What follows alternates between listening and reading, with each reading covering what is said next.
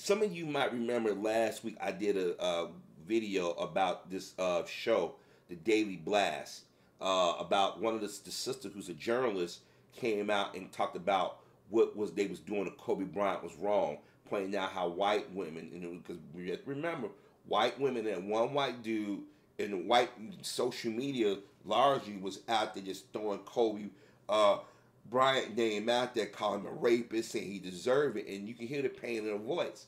Now another sister associated with that show talked about what's going on. You hear the pain in her voice, and I'm gonna play the audio, and I'm gonna be honest with you. And I heard it, I almost teared up. And the reason why I say I almost teared up is because this gave me hope to know that there are still black women out here who are going to ride and die with the black man.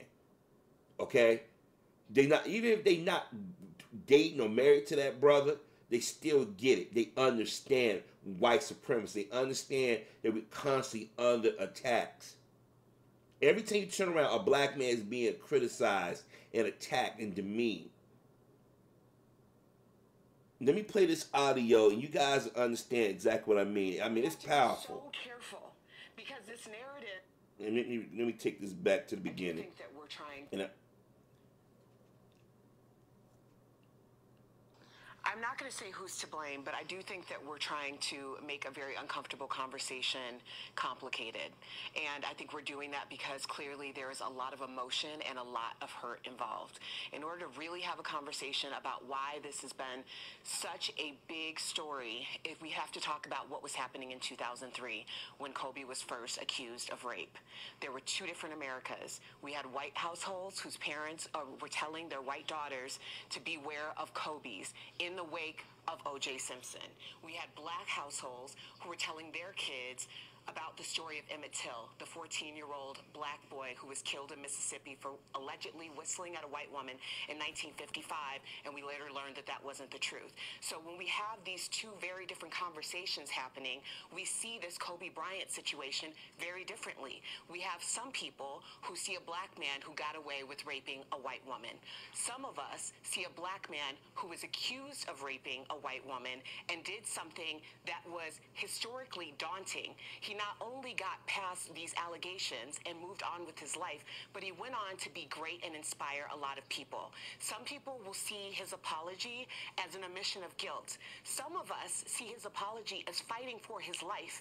And we think about Emmett Till and how many times he apologized for something he didn't do in order to fight for his life. So when we're having these conversations in mainstream media, especially as a black woman in media, we have to be so careful because this narrative has already been out there in a way that mainstream media was never about, because there was zero representation in 2003 to even have a thought of what the Kobe side could have been.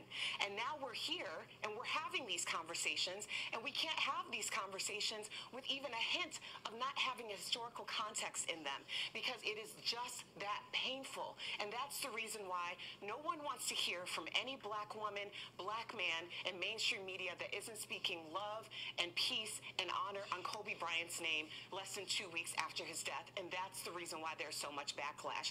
And until we have that conversation, we're not having a conversation at all, because we have to decide if we want to have a comfortable conversation or a complex conversation. And the story is just uncomfortable. It is not complex. Wow. I just want to say before we move on, I'm learning so much from you as just a white woman, all the layers, all the trauma, all the history. I see you visibly shaking. It's painful, Sam. And I'm learning that. And thank you. I mean, in 2 minutes, how much can we really discuss? But I hope one day DBL can have a larger conversation about just race in America, and we can bring up examples like this so we can better understand where the pain comes from. So thank you for that, I Erica. want to say thank you, too, because I don't want to be silent about this. I saw you in the dressing room. We talked about this yesterday, and I said thank you yesterday for opening my eyes to this. I know how difficult this is for you.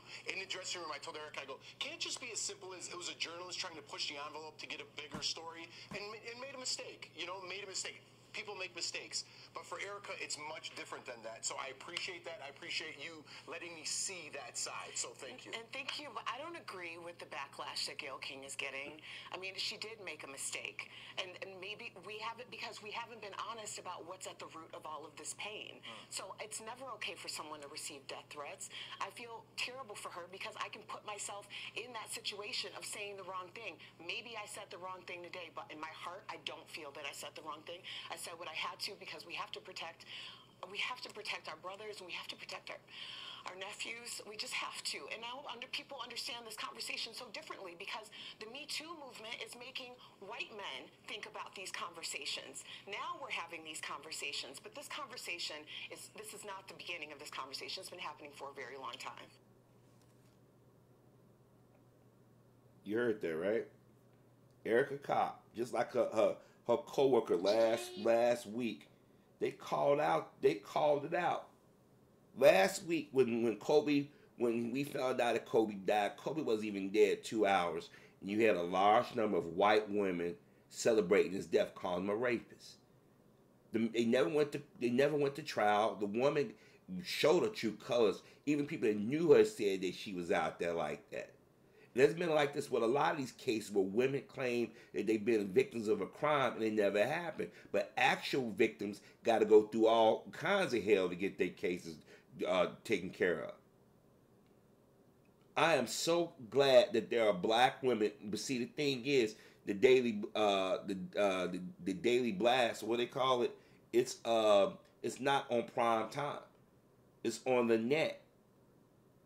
See, she's doing something that Gayle and Oprah, who have a much bigger audience, a much bigger voice, could be doing. So this is the second black woman that's part of this show in less than a week have shown emotion and said, we got to protect our brothers. See, this is why I say to some of our brothers, some of my sisters out here, they mean well.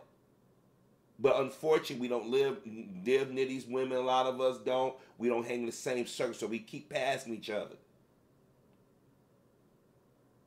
This is why I say we need more sisters out here calling us out, because Oprah thought she was slick. Misogyny. But it wasn't just men I had calling out Oprah and Gayle. Monique called out Oprah and Gayle and them for a minute, and they was under attack by the so-called mainstream media. And I want to mention this. Emmett Till was the only boy that lost his life over a lie. It's just that because we have images of Emmett Till's mutilated body that we talk about it more so. Remember, towns burnt down across this country. There was riots across this country simply because black folk had the desire to live their lives. There have been a lot of women out here who have lusted after black men and then get what they wanted and lied. I'm not going to lie to you. When I tell you all that story of my former co-worker, I get chills and think, I said, what if this happened in 1980s America? Or 1970s, 60s, or 50s America? I'd be dead. Because their rejection of, this nigga reject me, I'm going to fix him. Look how on social media, Facebook, Instagram, YouTube don't want to even have these type of conversations. Because the powers that be want us to be divided across the board. But thank you, Erica, and another sister name I forget, but everybody saw her commentary. I hope this goes viral as well.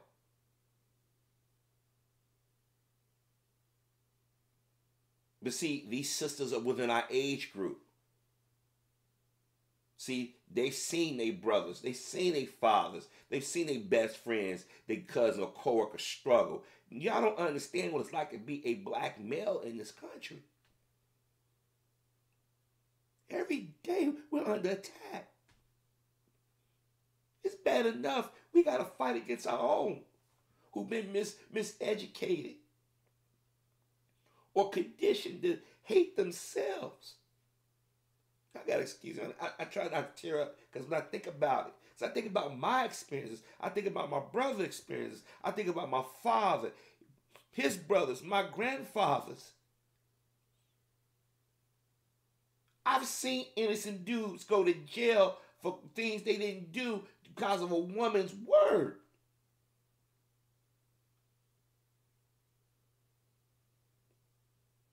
Last week, you had a woman on on cable television use a slur. And NBC and them act like it didn't happen. You had celebrities come out and say he's a rapist. That man, they just gave the bodies back to the families.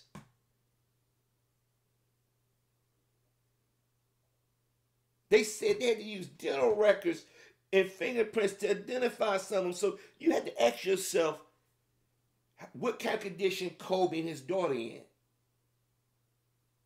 I want y'all to think about that for a second. Gail knew exactly what she was doing and didn't care.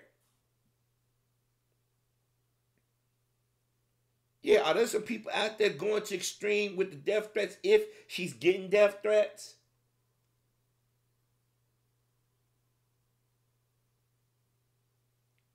But see, the thing is, everybody watched Gail from last January up to this point, milking the R. Kelly thing, going around joking and laughing in mixed company.